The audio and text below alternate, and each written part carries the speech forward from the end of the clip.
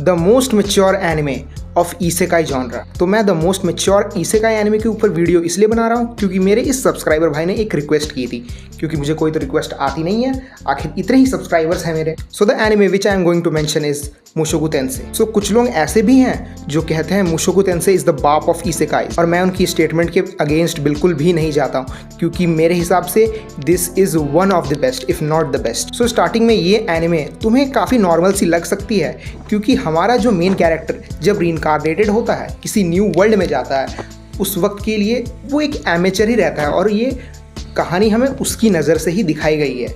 सो वो बेसिकली एक एमेचर है। सो हमें स्टोरी काफ़ी वेल बैलेंस्ड दिखती है।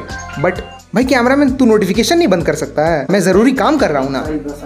तो जैसा मैं कह रहा था, शो के स्टार्टिंग में हमें एक काफ़ी सिंपल सी स्टोरी लाइन दिखाई जाती है, बट धीरे धीरे हमारे मेन कैरेक्टर का मेच्योरिटी लेवल बढ़ता है, और बहुत सारे पॉइंट्स हैं जिस पर ये शो फोकस करती है। जैसे हमारे मेन कैरेक्टर का तुम मेच्योरिटी लेवल ही ले लो, हमारा मेन कैरेक्टर कितने सारे वर्ल्ड प्रॉब्लम्स के ऊपर फोकस करता है, लेकिन एक मेच्योरिटी लेवल दिखाता है कि इन सब प्रॉब्लम्स को रहने देना ही ठीक है, जो बेसिकली सही तो नहीं है, बट तुम अगर ज़्यादा सोचने जाओ तो ये काफ़ी हद तक सेंस बनाती है। सो स्टोरी वाइज इस एनिमे से तुम्हें क्या क्या एक्सपेक्ट करना चाहिए? A great main character, a great side cast with many cast members, a great antagonist, not only one, there are many एंटागनिस्ट्स।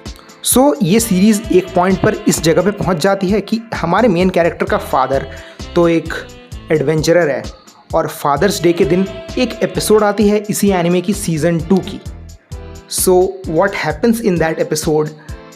Our main characters father dies and that episode was dropped on father's day. So ये एक point आता है जब हमारा main character अपने maturity की journey से गुजर ही रहा होता है, तो उसे एक ब्रेक मिलता है। ऐसा वैसा ब्रेक नहीं कि उसे रिलैक्स करने का मौका मिल जाए, बट हमारा मेन कैरेक्टर डिप्रेशन में चल जाता है। तुम सोच नहीं सकते हो कि हमारे मेन कैरेक्टर इसमें कितनी पेन से सफ़र कर रहा है। No hate, I am not comparing it to Berserk, but still the pain is cruel. फिर हमारा सीज़न 2 ख़त्म हो जाता है, लेकिन उसके आगे क्या होता है बहुत ही गजब होता है, बट मैं तुम्हें नहीं बताऊंगा क्योंकि I don't want to spoil you. मैं चाहता हूं कि तुम इस सीरीज़ का पूरा मज़ा लो, बट मैं तुम्हें इतना बता सकता हूं कि बहुत सारे लोग ऐसे हैं जिन्होंने मुझे कहा कि मांगा के हिसाब से अगर तुम चलो या लाइट नॉवल के हिसाब से तुम चलो तो सीज़न 2 के बाद the story becomes amazing, it gets even more darker. So अगर मैं अपने इस वीडियो को कंक्लूड करना चाहूँ तो ये स्टोरी तुम्हें असल में देती क्या है?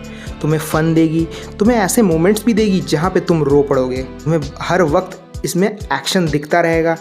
फ्रेम्स ऐसे नहीं है कि कहीं रुक गए हैं, तुम्हें लगेंगे कि ये काफ़ी बोरिंग है, ये सीन अगर नहीं होता चल जाता। ऐसे कुछ मोमेंट्स आते हैं, but at the and they also matter. और कुछ मोमेंट्स पे ये एनिमे उन रियल लाइफ प्रॉब्लम्स को भी फेस करता है, जैसे कि इरेक्टाइल डिसफंक्शन। बस मैं और आगे नहीं बोलूँगा। खैर वीडियो बहुत लंबी हो रही है, ज़्यादा लंबी तो मैं वीडियो खींचता नहीं, तुम सब देखोगे नहीं, इसलिए सब्सक्राइब का बटन पहले ही दबा दो।